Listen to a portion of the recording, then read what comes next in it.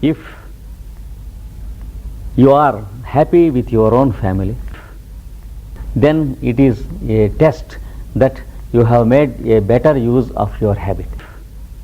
If you are restless or too busy and too crazy when you are at home, that means you are a thorough failure in understanding what education is and a thorough failure in making better use of habit. I take pride in expressing that we are brought up in such a family where my parents made the best use of habits upon us, and the result is experienced by us during about 35 years of family life. We had no occasion when we were unhappy with each other, and we are only happy and not otherwise. Same is the case with every traditional family of every backward country like India.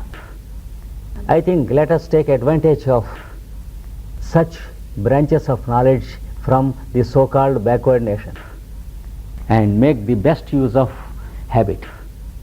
Then we can understand what liberation from self-conditioning is.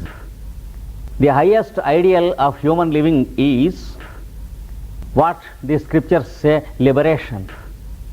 They mean liberation from self-conditioning, and that can be achieved only by making the best use of the power of habit. Instead of trying to understand the many good things, instead of trying to discuss about the many good things in the world, and instead of burning all our time in conferences like this, if we try to put into practice what we are expected to do, that is our habit nature. Take only 2 or 3 or 4 principles and begin to put them in practice.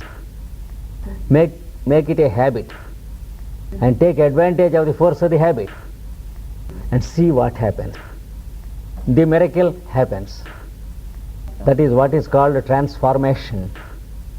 Remember that the iron piece becomes a magnet, and it is only in the presence of another magnet and not at all in the presence of a big volume called magnetism.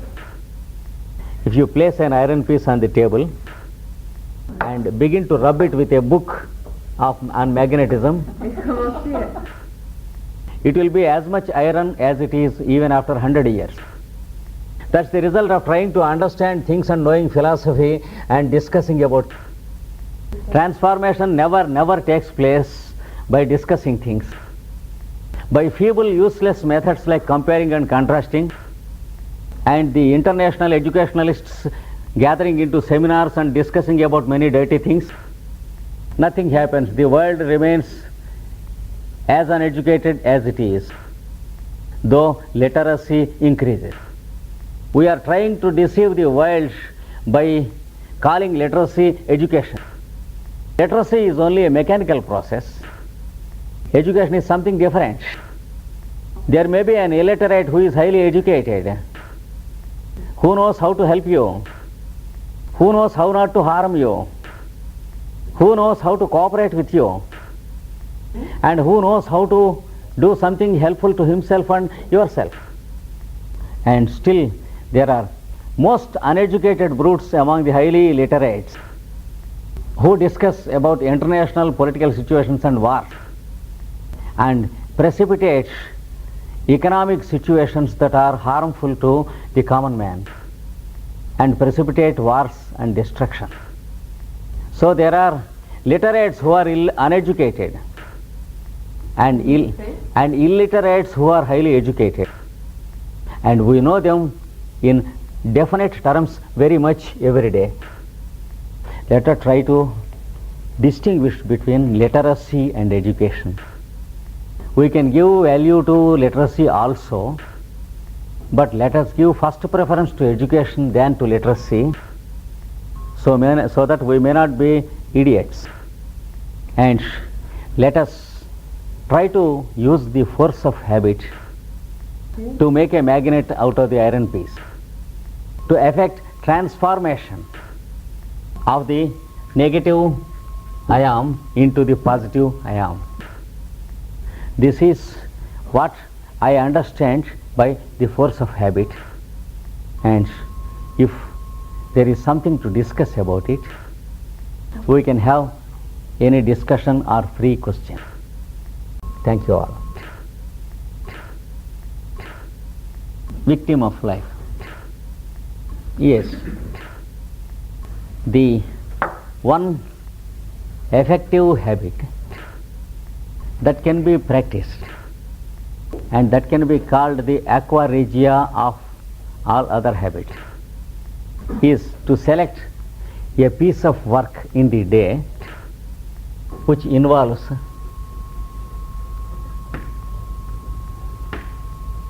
service on the physical plane, trying to do something that is useful to someone on the physical plane, not the intellectual plane, and spending as much time as possible. It may be half an hour or 1 hour a day. That is the most effective habit forming effort that I know. It makes the required changes in everyone.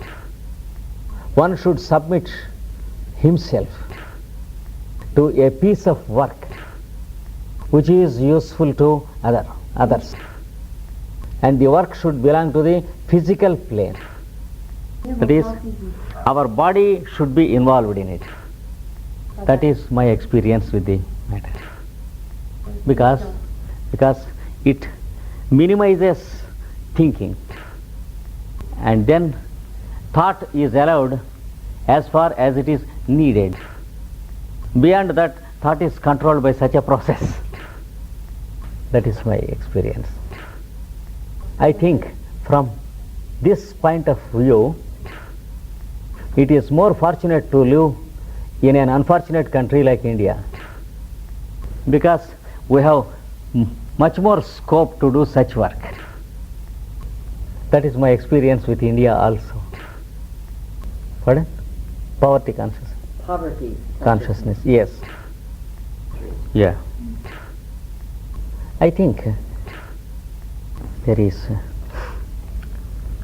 no much effect of the stinginess or the poverty consciousness in the mind when an individual begins to approach individuals not representing any country or nation.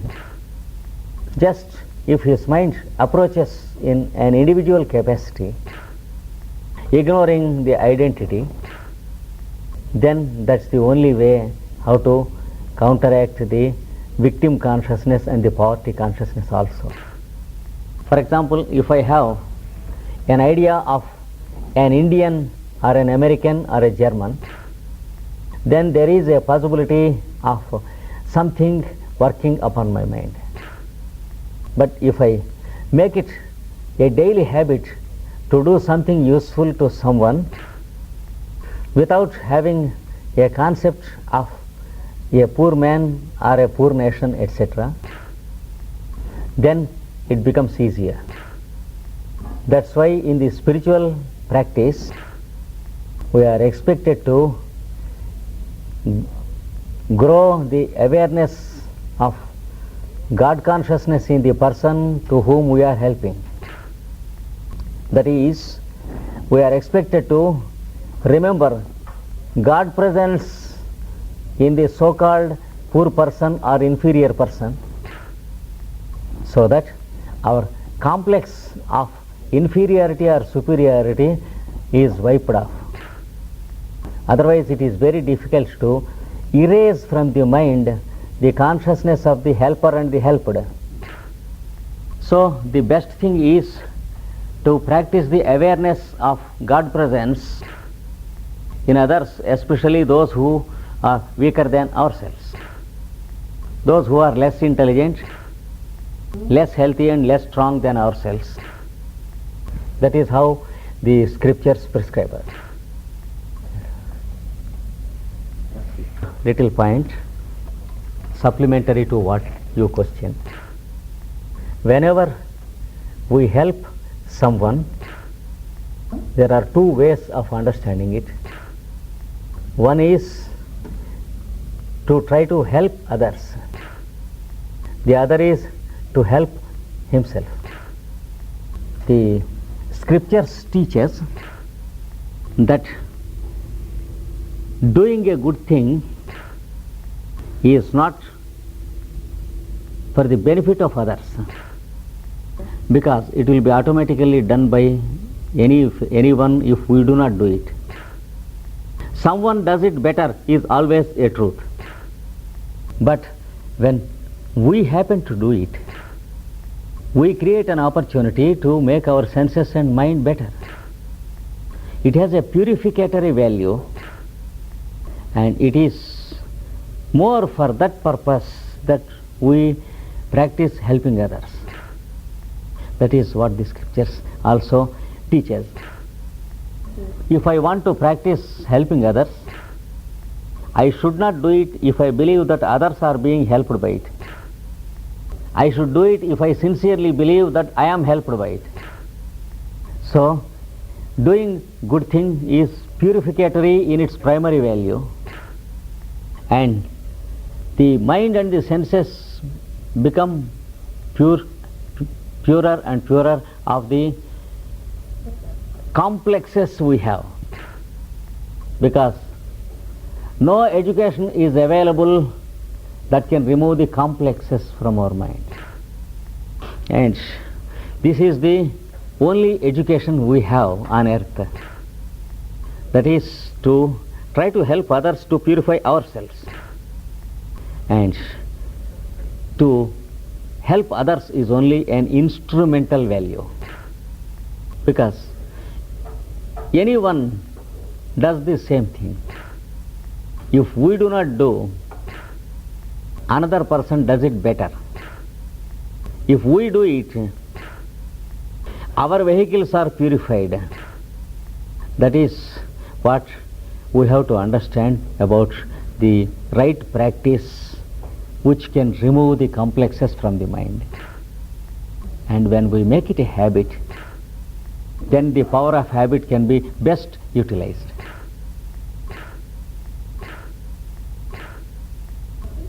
Why can't you be selfish? Why it is bad to be selfish? First of all, try to explain me. It is a complex. It is a timidity to feel that we may be selfish, because we have to accept that we have selfishness, and we should be happy to accept that we have selfishness, because whether we accept it or not, it gives a greater pleasure to help others, and it is only for the pleasure of it we are doing it, and it remains to be a truth whether we accept it or not. So it is better to accept it. That's my conviction about the matter. When we are selfish, why can't we accept it? Then it goes away. I think. Yeah, please. I think we will not be confronted by such questions when we choose to place ourselves in a simpler society of a backward country, where we find less and less of complexes. That's the only thing we can do, because very easily we can find out what the other man needs. When we go to a such country which we are proud to call backward, so we should take resort in a simpler society, and after some time, when the number of people who understand simplicity increase, we can find that the society in the advanced countries also becomes simpler. Until then, we have some difficulty in the so-called advanced countries. So, it is only the process of international brotherhood that helps us. Unless you are required, you cannot try to help anyone. That is always a fact. Place yourself in a society where you are required, and your sincerity brings people to you who require your help really. It is the instinctive human telepathy that establishes the contact between the helper and the helped. Beyond this, I cannot give you a better solution for the present. Yes. If you know that your love purifies you, it's no disqualification to your love. Okay? It gives you better taste. Anyhow, love manifests itself according to the degree of evolution in which we are. And evolution permits us to love as much as we can. And when once you begin to love the neighbor, it gives you pleasure. And it is an incentive and in no way a disqualification. Your love makes you do service without any intention or motive. And when you feel that you are satisfied, it's no disqualification either for your love or to your service. That is what I feel about the matter. And everyone is not fortunate to love his neighbor. When one comes to the stage of evolution enough to love his neighbor, automatically he feels the joy of it, and the result is service, which helps him purify his own vehicles. I think there is nothing that stops him from doing it when he realizes that his vehicles are being purified by service. Instead, it gives an impetus to his love nature also and purifies his love from the level of emotions to the level of devotion. That's what happens. It's no disqualification. Excuse me, I am not able to follow your question. Please repeat. Is it correct? Contraction aspect also in service, because contraction and expansion put together form what is called pulsation, and the formula of life is pulsation. For example, the heartbeat and the respiration. The mind also has its own nature of pulsation. Sometimes it expands and sometimes it contracts.